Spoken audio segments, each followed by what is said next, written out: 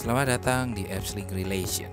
Aplikasi ini ditujukan dengan latar belakang untuk mempermudah pelayanan di Indonesia. Adapun yang ingin dipermudah adalah yang pertama, mempermudah untuk mencari pelayanan di suatu daerah. Kedua, mempermudah untuk mencari partner pelayanan. Yang ketiga, membantu suatu bidang pelayanan yang sedang membutuhkan personel dengan kebutuhan atau dengan keahlian khusus. Untuk mencapai hal tersebut, aplikasi ini dilengkapi beberapa fitur.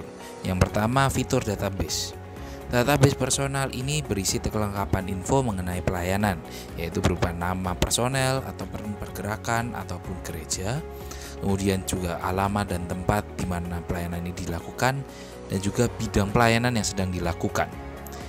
Untuk menjaga keamanan, database ini bisa diatur privasinya sehingga diharapkan keamanan data tetap terjaga. Selain itu, untuk menggunakan apps ini dibutuhkan verifikasi melalui rekomendasi orang. Hal ini diharapkan dapat membantu link tersebut tetap aman, sehat, dan juga kerahasiaan data tetap terjaga. Fitur yang berikutnya adalah fitur pencarian. Hal ini bisa dijelaskan melalui studi kasus. Yang pertama adalah ketika si A mencari tempat pelayanan di suatu bidang pelayanan yang diharapkan di satu daerah tertentu. Kemungkinan semisal orang tersebut sedang pindah tempat atau pindah domisili, kemudian ingin bertumbuh suatu gereja ataupun ingin membantu suatu pelayanan, dia bisa melalui apps ini mencari di daerah tersebut pelayanan apa yang sedang dibutuhkan atau gereja atau tempat mana yang sedang membutuhkan orang untuk melayani. Studi kasus yang kedua adalah ketika si B membutuhkan orang untuk melayani dalam suatu bidang. Dia bisa mencari orang-orang yang capable dalam bidang tersebut di daerah-daerah itu. Apps ini juga dilengkapi fitur media sosial di mana user bisa mengunggah media gambar atau video untuk menunjukkan bentuk pelayanan yang sedang dilakukan. Selain itu juga ada media live stream sehingga user bisa saling melihat secara langsung pelayanan yang sedang terjadi di tempat manapun. Akhir kata, harapan dari apps ini adalah untuk merangkul tubuh Kristus menjadi satu bagian yang saling melengkapi. Apps ini diharapkan jadi sarana untuk mengempowering, networking, dan impacting bagi pelayanan tubuh Kristus di Indonesia. Tuhan Yesus memberkati.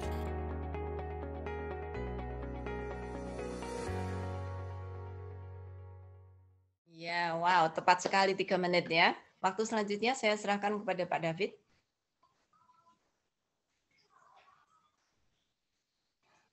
Silakan, Pak David. Audionya, Pak, audionya. Sorry, bagi saya ada dua, satu mengenai challenges-nya, satu mengenai opportunity-nya. Nah, challenges-nya adalah bagi saya adalah acceptance dari orang-orang misi yang sifatnya kritikal. Karena pengalaman saya di beberapa circle misi, itu ide ini adalah hampir setiap tahun, setiap kali ada konferensi itu muncul. Tetapi yang menjadi masalah bukanlah idenya sendiri, tapi assurance bagi orang-orang yang terlibat di misi, terutama bagi misi yang penjangkauan atau misi di tempat terpencil. Assurance dalam artian sebenarnya bukan hanya security nggak bisa dihack atau apa, tapi lebih ke arah bagaimana saya mendisclose information mengenai project saya itu aman. Maksudnya cara verifikasi orang yang mendapat informasi mengenai project saya dan sebagainya. Dan itu adalah sesuatu yang perlu dipikirkan lebih dalam. Tadi kan memang mungkin ada sedikit mengenai public and private profile. Tadi mungkin ada itu. Kemudian ada juga mengenai apa ya rekomendasi. Tetapi mungkin itu suatu ide yang mungkin bisa dilemparkan dulu, mungkin di grup-grup misi, karena itu sesuatu yang perlu dipastikan user akan accept atau tidak masalah assurance. Nah, tapi saya lihat opportunity-nya ada, yaitu bagi saya tadi mengenai bahwa bisa juga ini untuk satu project yang mungkin tidak terlalu kritikal, tetapi membutuhkan orang-orang yang terlibat di dalamnya dan bisa melibatkan gereja. Contoh adalah mungkin tadi nanti akan ada project translasi ya, ada beberapa project translasi itu kan pasti membutuhkan banyak orang dengan berbagai macam skill. Saya rasa itu juga tepat untuk bisa ke arah sana. Jadi saya rasa tepat bisa dikembangkan. Tetapi pertanyaan saya selain itu adalah kalau misalkan demikian, apakah ada rencana, maksudnya kerjasama dengan gereja tertentu atau apa, sehingga contoh misalkan Jadi bisa seperti crowdsourcing, tapi untuk kerjaan-kerjaan yang sifatnya gereja pelayanan atau gerejawi seperti itu. Kalau bisa ada satu kerjasama dengan gereja tertentu, jadi bisa aja misalkan Sabda punya project untuk translate, bisa saja mereka akan bisa publish di satu gereja dan bisa. Tapi ada satu lagi mengenai masalah ini, karena orang yang berkontribusi juga biasanya tuh pengen mendapat suatu acknowledgement atas apa yang dia udah pernah berikan. Itu juga satu aspek yang bisa menjadi attractiveness supaya orang mau terlibat ke dalam satu project. Menurut saya sih gitu. Ya, silakan Saudara Michael mau ditanggapin. Oke, saya sebelumnya terima kasih tanggapannya. Baik sekali. Mungkin pertanyaannya dua tadi ya, masalah challenge dengan opportunity-nya. Kalau masalah, mungkin saya bisa jawab masalah verifikasi ya, yang tadi mungkin kurang kelihatan. Tadi kalau di video itu kan misalnya ada orang yang mencari panti asuhan tadi kan, panti asuhan, terus dia melihat, oh aku mencari orang yang pelayan gitar. Yang akan muncul itu bukan nama orangnya. Mungkin tadi kalau kurang jelas ya. Yang muncul itu tempat di mana dia berafiliasi.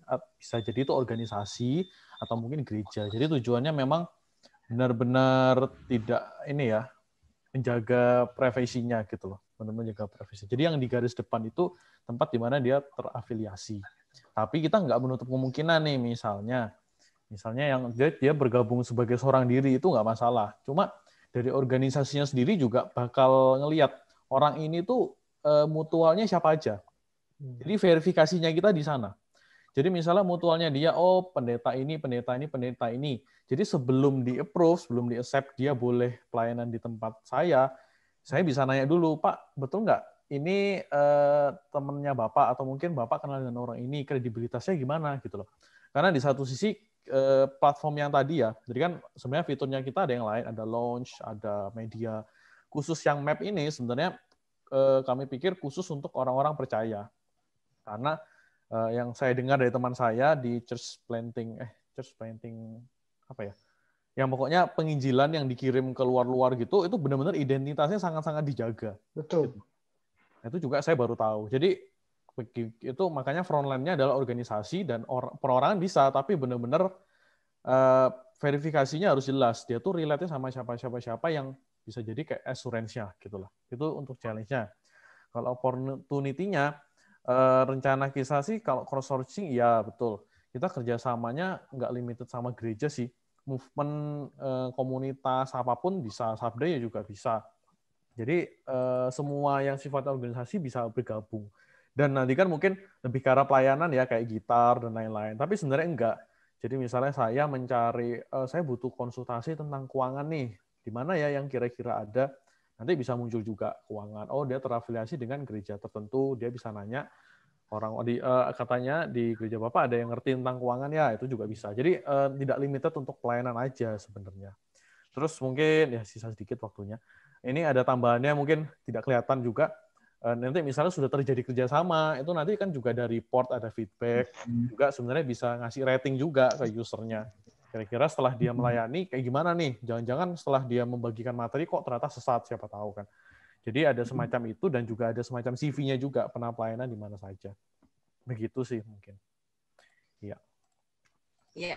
Terima kasih, tinggal 5 second lagi. Iya, 5 second. Saya pikir yang saya tambahin aja sedikit, yang menjadi challenging adalah badan misinya itu sendiri nantinya, karena menyangkut keamanan.